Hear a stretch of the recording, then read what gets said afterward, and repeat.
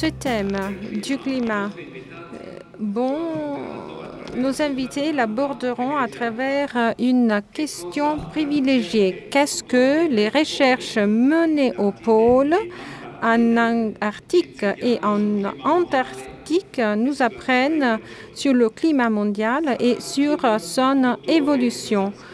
On apprend, grâce aux recherches polaires, une foule de choses sur notre planète, sur son histoire et son évolution.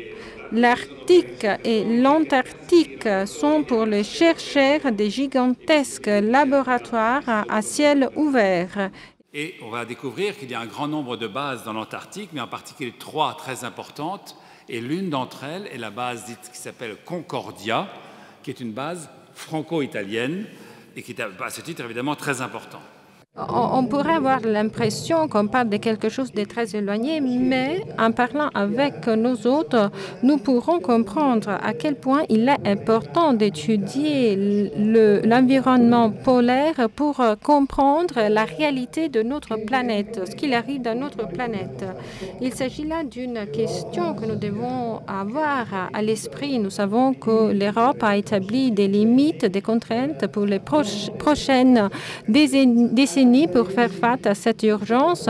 D'autres pays en sont conscients, peut-être d'une façon différente pour des raisons politiques, mais à la base de tout, il y a encore la nécessité de bien comprendre quelle est la dimension, la portée de cette question environnementale, quelles sont les raisons des fonds qui sont à la base des changements climatiques et que nous devons encadrer dans une perspective qui n'est pas tout à fait claire comme on pourrait le croire. Donc, l'avenir du climat de notre planète dépend de nos connaissances, mais nos connaissances dépendent aussi des méthodes d'étude, de comment nous pouvons étudier les comportements de notre planète.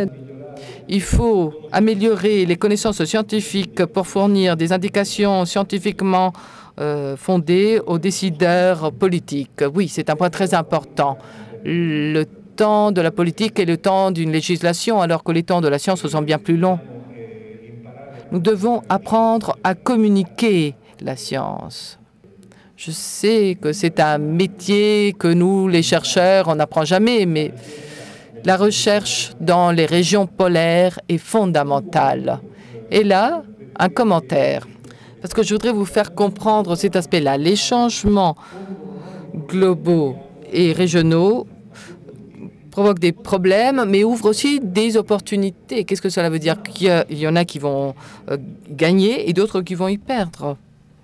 L'évolution donc du climat, et je peux le dire en tant que géologue, que cette évolution a eu lieu tout au cours des milliers d'années, l'échelle de milliers d'années, pardon, même si la poussée actuelle est très forte. Le niveau de CO2 qui a été vérifié au cours du dernier siècle a eu lieu dans un arc de temps très bref. Donc la réponse du système est inconnue. C'est quelque chose que nous devons étudier et c'est pourquoi nous devons mener ces recherches dans les régions polaires. D'abord, les régions polaires ont actuellement une caractéristique, c'est d'être, comme l'a dit aussi, je crois, Carlo Alberto, les sentinelles du climat. Les choses sont amplifiées, les phénomènes sont amplifiés, en particulier en Arctique. Là, vous voyez une carte du réchauffement disons, de la différence de température entre 2010 au cours des 40 dernières années. Il y a un réchauffement relativement important, un peu moins d'1 degré, 2/3 de degré, mais si vous regardez les régions de l'Arctique, eh bien, les régions rouges, ce sont des réchauffements qui sont supérieurs à 1 degré, voire à 2 degrés. En fait, les régions du Grand Nord se réchauffent 2 fois plus vite que la moyenne globale. Alors, on comprend bien pourquoi. Parce qu'il y a de la glace qui disparaît, il y a des surfaces englacées qui disparaissent, par exemple. Les régions polaires comme témoignage du changement climatique, mais aussi comme archive du changement climatique. Et là, c'est vraiment exceptionnel. Vous savez que les quantités de gaz à effet de serre augmentent dans l'atmosphère. Ce sont nos activités, par exemple le gaz carbonique, à chaque fois qu'on brûle du pétrole, du charbon, du gaz naturel. Eh bien, si nous n'avions que les mesures faites, il n'y a que depuis 50 ans que nous mesurons dans l'atmosphère les quantités de gaz carbonique, de méthane. Et si on veut remonter plus loin dans le temps, eh bien, il faut extraire les bulles d'air de la glace. Et c'est ça qui nous permet, par exemple, de voir, ici, ce sont les 10 000 dernières années. Et ces 10 000 dernières années, vous voyez la montée rapide du gaz carbonique, la montée très rapide du méthane, la montée rapide également de protoxyde d'azote. Tout ça, nous ne le saurions pas si nous n'avions pas les glaces polaires. Nous n'aurions une connaissance de la composition de l'atmosphère que depuis une cinquantaine d'années. Ce qui est important de rappeler et de souligner ici, c'est que la France et l'Italie, jusqu'à une période très récente, ont été les deux seuls pays à s'entendre en Antarctique pour construire une base commune. Et que dans toutes les organisations, les réunions internationales qui traitent de l'Antarctique, cet exemple est tout le temps donné, porté en avant, en disant, vous voyez, c'est la bonne pratique qu'ont fait l'Italie et la France de s'associer pour construire une station et donc pour minimiser l'impact sur l'environnement dans cette région du monde. Vous voyez qu'il a fallu 5 à 6 ans pour construire totalement la station. Alors ça peut paraître long. Ce qu'il faut que vous gardiez à l'esprit, c'est que le temps disponible pour travailler en Antarctique, c'est l'été, là où il fait le meilleur, donc moins 30 degrés, et que la fenêtre de temps disponible pour faire cette construction est de l'ordre de 12 semaines par an. Donc vous voyez que 6 années pour achever cette construction, c'est finalement quelque chose de très très rapide. De l'Antarctique, on peut même regarder à l'intérieur pour regarder en dessous des glaces jusqu'à arriver à la base de la lithosphère, c'est-à-dire la partie la plus rigide de notre planète, et même au-delà jusqu'au manteau, même au noyau terrestre.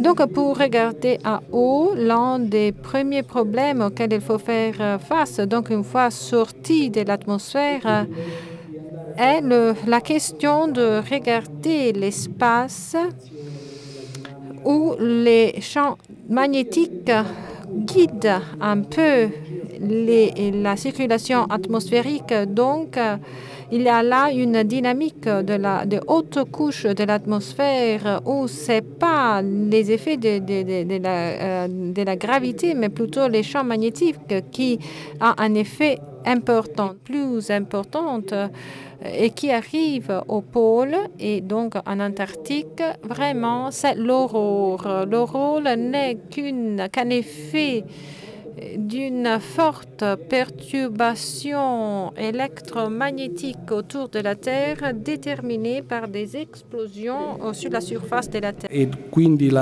il monitorare le condizioni di questo.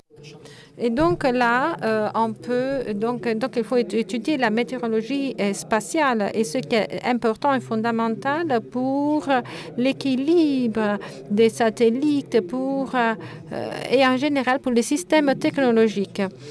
Et donc, c'est là devient l'un des aspects les plus importants pour connaître ce milieu et pour pouvoir faire en sorte que les effets sur notre système technologique soient sous contrôle.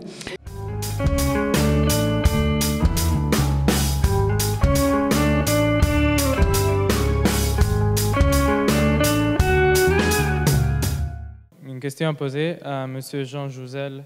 S'il pourrait nous parler plus en détail sur la polémique, sur la polémique qui était autour du réchauffement climatique suite au rapport du GIEC, où des rapports avaient été faussés. Et voilà, en relançant ce débat entre les sceptiques sur le réchauffement climatique et ceux qui appuient. Et donc, je crois qu'il y a eu une double polémique. Alors, au niveau international, il y a ce qu'on a appelé le Climate Gate, c'est-à-dire disons, une substitution de toute une série de courriels, de mails, notre collègue Phil Jones, qui travaille sur les données de température. Et effectivement, ça avait fait beaucoup de bruit avant la conférence de Copenhague. Les médias en avaient beaucoup parlé. Ce dont on a moins parlé, c'est 6 mois après, les 3 audits qu'a eu Phil Jones et qui l'ont complètement disculpé. C'est-à-dire que l'idée des ceux qui avaient substitué le mail, c'était de montrer qu'il y avait en gros des falsifications dans les données, ce qui n'est pas le cas. Et de façon un peu ironique, très récemment, donc sur les données récentes du changement climatique, il y a un physicien de Berkeley qui s'appelle Richard Miller, c'est pas grave, qui a complètement... Il était subventionné par effectivement les fondations sceptiques. Un mot de conclusion, peut-être un commentaire, un remerciement et une annonce. Le commentaire, je crois que nous avons tous eu un très grand privilège aujourd'hui de vous avoir autour de la table, dans cette très belle salle, mais d'avoir parmi les plus grands experts mondiaux. Je crois que c'est important à un moment où, dans tous nos gouvernements, tous les gouvernements de la planète ont forcément en ce moment l'œil rivé sur les questions économiques. Je crois que ce que vous avez montré sur l'urgence, l'importance et l'urgence de ces questions permettent aux citoyens, je crois, de parler à leur gouvernement pour montrer l'urgence de prendre des décisions. Et on sait bien que la semaine prochaine, à Doha, il y aura également des réunions très importantes. C'est vrai qu'on a vu que ces dernières années, à Copenhague et à Rio, que la mobilisation des gouvernements était moins forte. Donc très important que ces conférences contribuent à maintenir la sensibilité, la mobilisation sur ces questions. Deuxième point, je trouve que remarquable aussi la qualité d'attention. Tout le monde, la salle est pleine, les gens sont restés jusqu'au bout, de tous âges, et c'est une très belle démonstration.